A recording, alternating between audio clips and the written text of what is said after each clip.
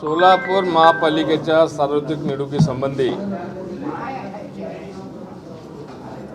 शिवसेना शिंदे गट आणि राष्ट्रवादी अजितदादा या दोन्ही पक्षाचा आज इथं युती झालेली आहे। दोघांचं 50-50% फॉर्म्युला ठरलेला आहे। आम्ही दोघं मिळून महापालिकेच्या निवडणुकीला सामोरं जाणार आहोत आणि ह्या महापालिकेवर शिवसेना आणि राष्ट्रवादी दादा यांचं महापौर निश्चितपणे बसेल असं आमची खात्री आहे। त्यासाठी समविचारी पक्ष म्हणून आम्ही दोघं एकत्र आलेलो आहोत। कोणी लहान मोठा नाही, भाऊ नाही, दोन्ही भाऊ समान म्हणजे जुळे एकदमच बाहेर पडलेले असं 50-50% फॉर्म्युला ठरलेला आहे। नुसतं फक्त निवडणूक लढवण्यासाठी किंवा जिंकण्यासाठी हे युती नाही आहे। ह्या महापालिकेमधले जेवढे कामं आजपर्यंत प्रलंबित आहेत, सोलापूर शहराच्या विकासासाठी जे काही करणं आहे ते सगळं करण्यासाठी आम्ही फार विचारपूर्वक हे युती केलेली आहे।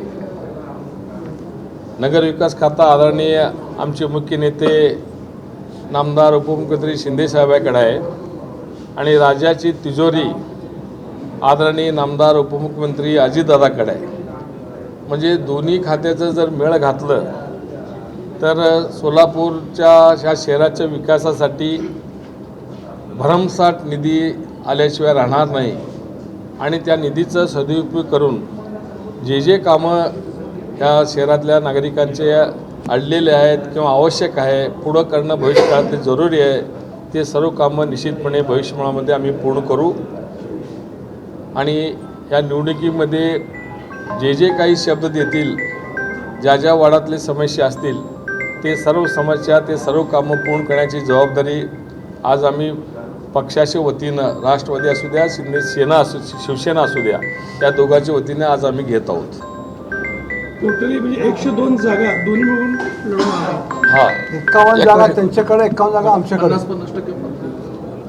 51 जागा आमच्याकडे, 51 जागा आपण त्यांना दिलेल्या आहेत। प्रभाग कोण लढवणार हे ठरलंय का? नाही, ते ठरेल, आमचं इंटरनल चर्चेमध्ये प्राथमिक चर्चा पूर्ण झाली। 50 जागा 50% जागा दोन्ही पक्षांनी लढवायचे ठरलेत।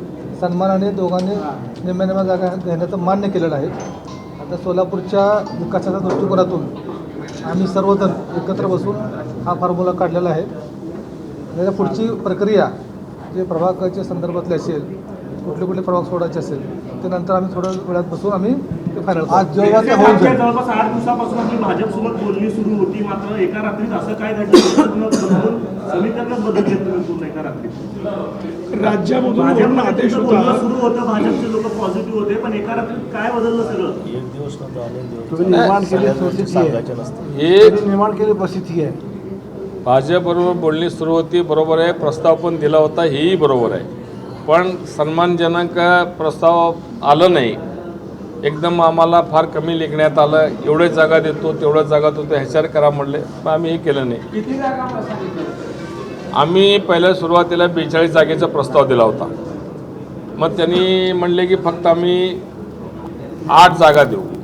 मग नंतर म्हटलं आम्ही नंतर आमचे जे सगळे आमचे जे जिल्हा प्रमुख लोक आहेत, अमोल शिंदे असतील, आपले अमर पाटील असतील आणि सचिन चव्हाण असतील, ह्यांनी जाऊन परत त्यांना प्रस्ताव दिला। 30 जागेचा प्रस्ताव दिला आणि 26 जागा दिले तरी आम्हाला चालतं म्हणून असं आम्ही सांगितलं होतो, पण त्यांच्याकडनं काही प्रतिसाद आला नाही।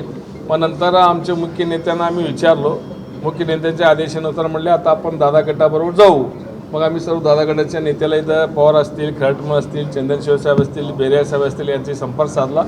मग आम्ही काल रात्री बोलणी केली आणि आज आम्ही बैठकीला बसलो। बैठकीला बसलं तर मग तू मोठा मी मोठा असं काही नको, आपण दोघं समान घेऊया म्हणून त्यांनी 51 जागा आणि आम्ही 51 जागा असं विधी ठरलेली आहे। भाऊ, आपण खरं तर स्वबळावर लढण्याचा निर्णय घेतलेला होता, मात्र आता 50%चे वाटेकरी तुमच्या सोबत आलेले आहेत।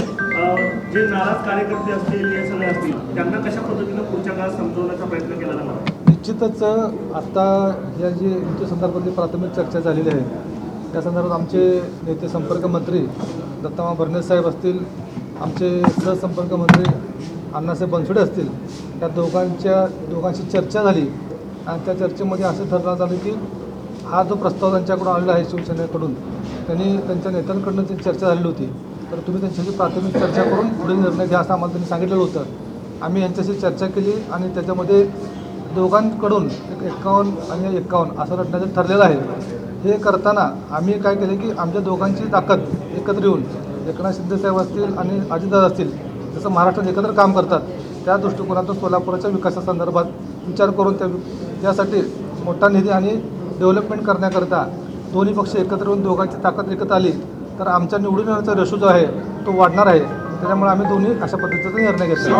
साधारण कधीपर्यंत फायनल होईल मेथड साहेब? साधारण कधीपर्यंत फायनल? आता जसं 50-50 जागेच केले असतील, तसं प्रभागातले असतील किंवा बाकीचे इच्छुक असतील, ती यादी कधीपर्यंत फायनल होईल साधारण? संध्याकाळपर्यंत. आज हो.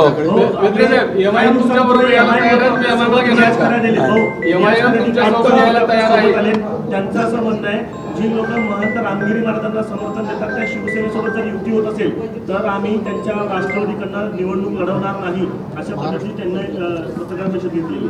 आम्ही आत्ताच जाहीर केलेलं आहे की आम्ही सोलापूर शहराच्या विकासाच्या दृष्टिकोनातून आम्ही एकत्र आलेलो आहोत आणि आम्हाला एवढी खात्री आहे की बहुजन समाजाचे सर्व घटक आमच्यासोबत ताकदीने आमच्यासोबत राहतील. खराडींची काही समजूत करण्याचा प्रयत्न करणार आहेत का? याची जे आमच्या नाराज आम्हाला समजावून सांगू, त्याचं काय अडचण नाही. साहेब, एमआयएम तुमच्यासोबत येणार आहे का किंवा त्यांची बोलणी सुरू आहेत का? नाही अजून काय बोलणी झालं नाही. एमआयएमचे नेते तुम्हाला भेटून गेला असं समजतंय आम्हाला. नाही कोणी नाही भेटलं. बापू काय सांगाल तुम्ही? सोलापूर महानगरपालिकेत आज राष्ट्रवादी काँग्रेस शिवसेना यांची युती आमच्या वरिष्ठ नेत्यांनी आता डिक्लेअर केली.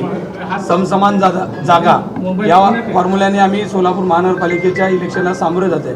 तुम्हाला सगळ्यांना माहीत आहे, महाराष्ट्र राज्याचं संवेदनशील नेतृत्व एकनाथजी शिंदे साहेब आणि अजितदादा हे धाडसी नेतृत्व, या दोघा जर एकत्रित येऊन या महापालिकेमध्ये आमची जर सत्ता या महापालिकेत लोकांनी आणून दिली तर तुम्हाला माहीत आहे निधी तर कोणता कमी पडणारच नाही, पण आपल्या विकास कामं रखडलेली सगळी विषय आपल्याला मार्गी लावण्यात यशस्वी होणार आहोत. आणि हे इलेक्शन भारतीय जनता पार्टी याच्यासमोर आम्ही दोघं मिळून प्रचंड चांगल्या ताकदीनं लोकांसमोर जाणार.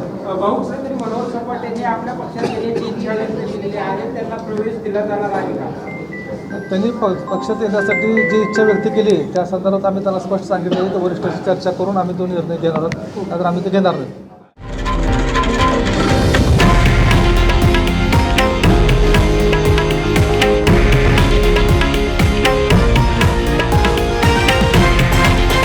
हे आहे देशातील नंबर 1 न्यूज नेटवर्क आणि आपण पाहत आहात TV9 मराठी, एकमेव.